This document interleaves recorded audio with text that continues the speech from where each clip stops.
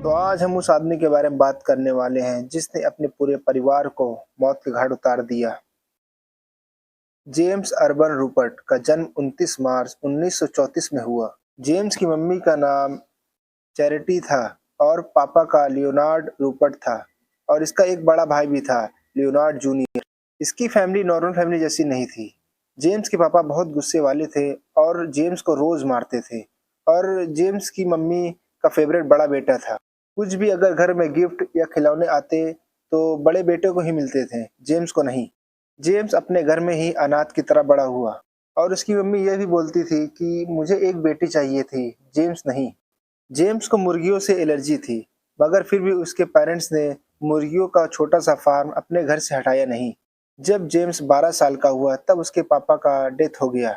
तब जेम्स को ये लगा उसकी लाइफ थोड़ी सी आसान हो गई, मगर बड़ा भाई ने अपने पापा की जगह लिया और डेली जेम्स को हरास करने लगा। ये सब के चलते जेम्स का हाई स्कूल में परफॉर्मेंस अच्छा नहीं था और उसके कोई दोस्त भी नहीं थे उसे सपोर्ट करने के लिए। रोज उसका बड़ा भाई हरास करता था जेम्स को, मगर उसकी मम्मी भी कुछ नहीं बोलती थी। जब जेम्स 16 साल का हुआ तब जेम्स ने बेडशीट से सुसाइड करने का फैसला लिया, मगर जेम्स फेल हो गया सुसाइड करने में। तब जेम्स ने यह फैसला किया कि ये मेरी किस्मत है और उस दिन से अपने बड़े भाई और माँ से नफरत करने लगा। जब जेम्स कॉलेज में था तब उसने 2 साल में गिव अप कर दिया, मगर उसके बड़े भाई ने पास होकर इलेक्ट्रिकल इंजीनियरिंग की डिग्री ली। मगर लियोनार्ड जूनियर को अपने छोटे भाई से इस कदर नफरत थी कि उसकी एक्स गर्लफ्रेंड से ही शादी कर ली, जिससे लियोनार्ड को प्यार भी नहीं था। और उस दिन जेम्स को यह फील हुआ कि पूरी दुनिया ही मेरे अगेंस्ट है। जेम्स को कोई काम नहीं मिल रहा था तो थक हार कर उसे अपने मम्मी के साथ ही रहना पड़ता था। मगर उसके भाई को काम भी मिल गया और उसने एक घर भी खरीद लिया। अपनी बीवी के साथ और उसके 8 बच्चे के साथ रहता था।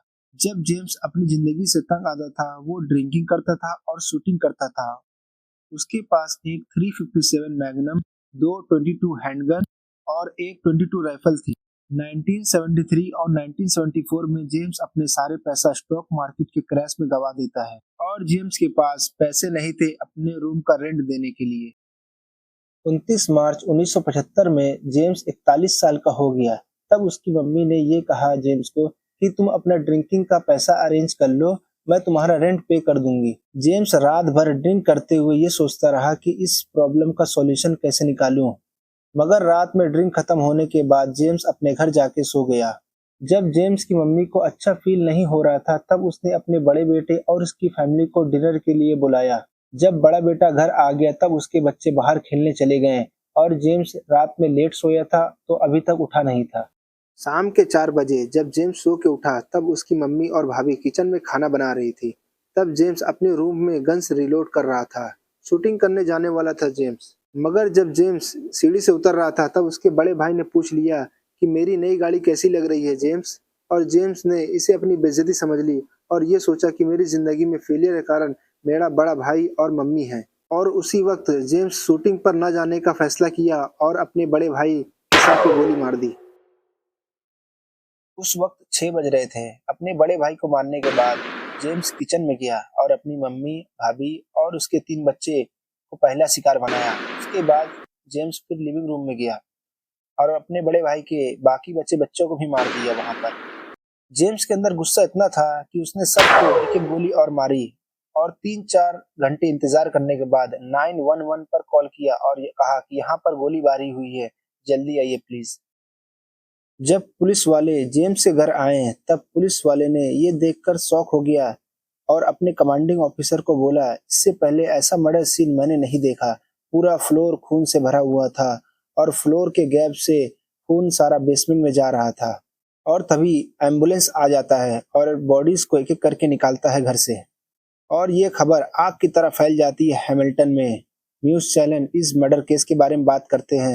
जिस दिन मर्डर हुआ उसी दिन रात को ही जेम्स को अरेस्ट कर लिया गया क्योंकि डेड बॉडीज से जो गोली मिली थी वो सब जेम्स के गन से मैच हो रहा था। मगर जब जेम्स को अदालत में पेश किया गया तब उसके लॉयर ने यह कहा कि जेम्स पैरानोमिया बीमारी से सफर कर रहा है और इस बीमारी का मुख्य कारण उसका बड़ा भाई ही है, क्योंकि जिस तरह उसके पापा जेम्स को मारते थे उसी तरह ही उसका बड़ा भाई भी उसे मारने लगा था। इसी वजह से उस दिन जेम्स को अपने एक्शन के ऊपर कंट्रोल नहीं रहा। बहुत सारे ट्रायल्स के बाद जेम्स को 1982 में 11 मर्डर्स का चार्ज लगा और आजीवन कारावास की सजा सुनाई गई और 2022 में 88 साल की उम्र में जेम्स का डेथ हो गया जेल में और उसकी फैमिली ओहायो के ओरिएंटल मेमोरियल गार्डन में दफन है। मगर आज भी लोगों को ये नहीं पता चला कि जेम्स ने अपने परिवार की हत्या पागलपन में किया था या जानबूझ के। अगर आपको मेरा ये एक्सप्लेन वीडियो अच्छा लगा तो प्लीज सब्सक्राइब करके जाइएगा। Thank you.